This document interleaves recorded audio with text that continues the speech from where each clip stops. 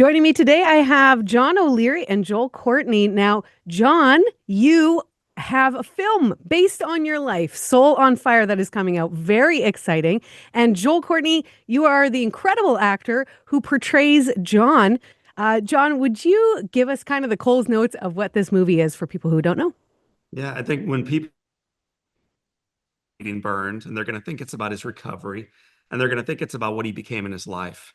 And what they are going to find out when they go to Soul on Fire is it's not about John O'Leary or the incredible actor who portrays him, Joel Courtney. It's about all of the individuals who show up in his life, who reveal the hands, the feet, the voice, the healing power of Christ in a marketplace longing for it. So it is a miracle story, undoubtedly, but not the miracle story of a little boy recovering from burns to 100% of his body. The true miracle is the gift of community showing up for some child with no chance, and then what happens long term in that little boy's life. That's incredible. Joel, I'm going to pass this off to you. What drew you to this project personally, and what made you say, yes, I want to be a part of this? I read the script. I watched a little video on, I think it was ESPN or something, about John's life, and I was just so uplifted by his story, and also by the community that surrounded you.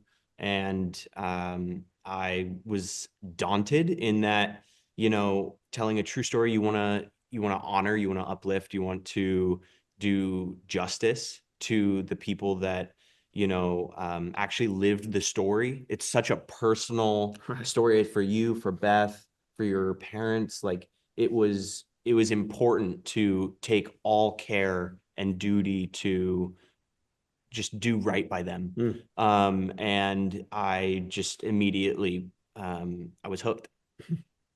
Fantastic. This story touches on so many themes like perseverance, hope, and like you already said, John, community. Joel, was there a particular moment in the script that resonated with you? Absolutely. I mean, hope is something that's necessary to live.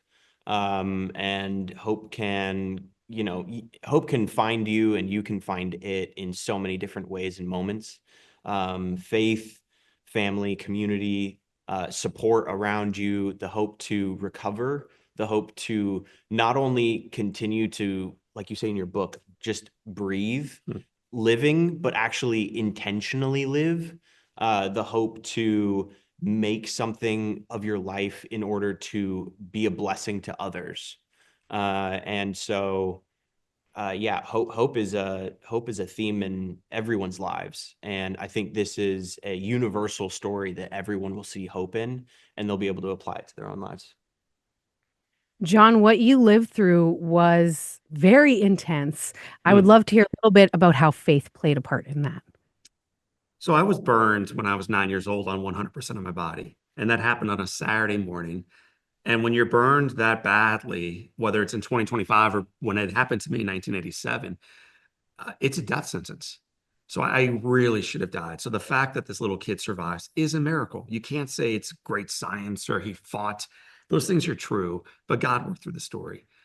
And so did people. So the day before I was burned, I remember coloring at home a picture of Jesus walking on water, calling the boys out of the boat.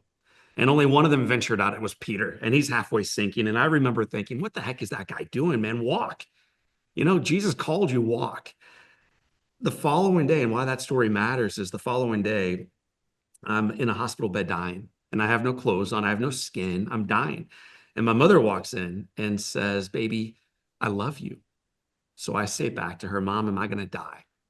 And she says, do you want to? And I look at her and I say, I don't want to die, Mom. I want to live. And her response was, then good. You take the hand of God, you walk the journey with him, but you fight like you never fought before. She said, Dad and I will be with you. You're not alone, but do your part and fight. So on that morning, Sylvia, it wasn't a matter of what burn care might entail or amputations might entail or scars long-term might entail. I was out of the boat. My hand was in Jesus's and I was walking. I was convicted that we would survive this thing and never look back. That doesn't make the journey easy. I don't think faith makes the journey easy, but undoubtedly it makes the journey possible. Well said. Joel, you portray John in the film, and as an actor, you portray so many different people, different moments, but what was it like knowing he actually lived this? It was encouraging that he lived through this and that this was his story. This was his circumstances, and he survived. And not only that, continued to thrive. Being part of Soul on Fire, getting to play John, becoming so familiar with his book. I've listened to it like so many times. Sorry about that. It's been an incredible and uplifting experience for me. And it's just been an absolute honor. One last question for you, gentlemen. What do you hope viewers take away from the film? A sense, I would love for people to take away a sense of accountability and drive, because if this little 9-year-old boy can survive this with 0% chance of living, they can fight through something that they have 1% chance of living, or 10 or 20 or even 50-50, but fight every day and make the most of your life. You've got one life, you got to live it. Amen. Well And said. what I would say is this little boy, 9 years old, he's burned, but Joel doesn't play him when he's 9. He plays him when he's 20 and 28 and onward from there. So John ends up with an incredible life. How did that happen? Part of it was agency, part of it was fight, but all of it was God working through ordinary people.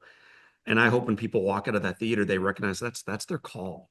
Maybe not to survive a tragic fire or to become a motivational speaker or author, but in your lane, in your life, where you are, you can reveal the healing presence of God into a marketplace longing for it. And all of us can do that. Absolutely.